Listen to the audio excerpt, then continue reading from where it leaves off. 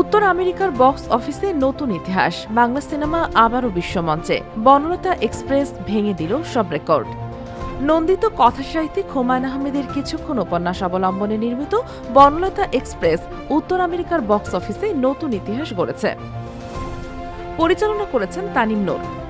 মুক্তির মাত্র 2 সপ্তাহেই ছবিটি ভেঙে দিয়েছে হাওয়ার রেকর্ড। যেখানে হাওয়া আয় করেছিল $3,58,000, সেখানে বনলতা এক্সপ্রেস প্রথম 2 সপ্তাহেই আয় করেছে $3,61,000। ছবিটির আন্তর্জাতিক পরিবেশক স্বপ্ন স্কেয়ার ক্রোর তথ্য অনুযায়ী এই ধারা অব্যাহত থাকলে খুব শিগগিরই $4 লাখ ক্লাবে ঢুকবে সিনেমাটি। পরিচালক তানিম নূর বলেন, এই অর্জন আন্তর্জাতিক বাজারে বাংলা সিনেমার সম্ভাবনাকে আরও শক্তভাবে প্রতিষ্ঠিত করবে। বর্তমানে উত্তর আমেরিকা ও যুক্তরাজ্যের 22টি প্রেক্ষাগৃহে চলছে ছবিটি।